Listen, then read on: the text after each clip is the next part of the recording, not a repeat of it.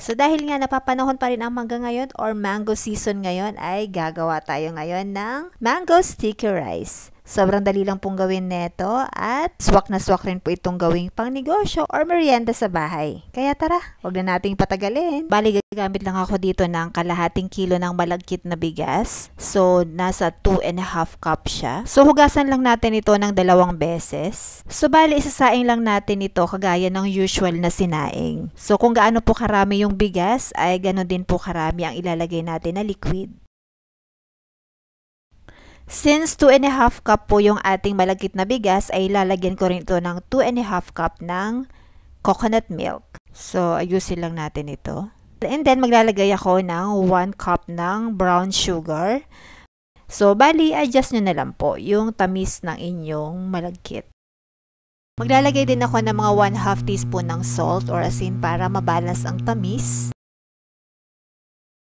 Okay, so bali isasaing natin ito sa sobrang mahinang apoy lang na parang nagiinin lang po tayo ng sinaing.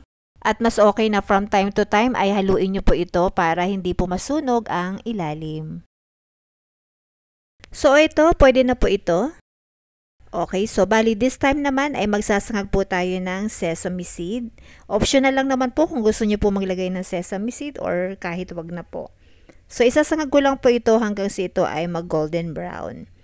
At kapag golden brown na nga ay medyo palamigin lang natin ito ng konti bago natin ito gamitin. Alright?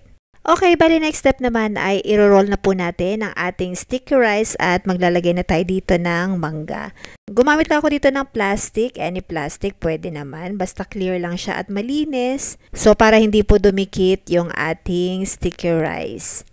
And then papatungan ko lang po siya ng ganito. So pwede nyong idiinan ng kamay nyo. Pwede rin gumamit kayo ng rolling pin, pwede rin gumamit kayo ng baso or any flat na magagamit nyo. So, ayan.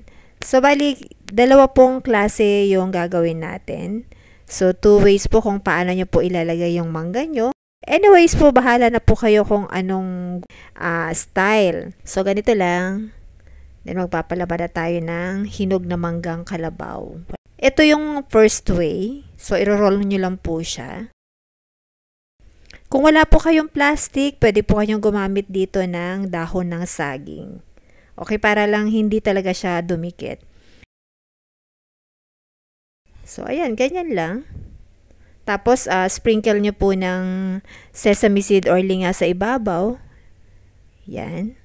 And then, kapag i-arrange nyo na siya 1 by 1, pwede nyo po itong balutin din ng dahon ng saging para mabilis po yung pagkuha natin ng ating mga sticky rice. Kasi tendency po nito ay magdidikit-dikit po talaga siya. So, ganyan yung first way natin. So, kung gusto nyo po, gano'n na lang yung gawin nyo. And then, second way naman ay ganito. So, same plastic pa rin para hindi tayo maaksaya sa plastic. So, yung second way naman ay ganito lang. So, parang ifo-fold nyo lang po siya. Let's say, gagawin nyo po itong business. So, pag in-arrange nyo po siya, ay balutin nyo na lang po ng dahon ng saging para mas mabilis nyo po itong makukuha.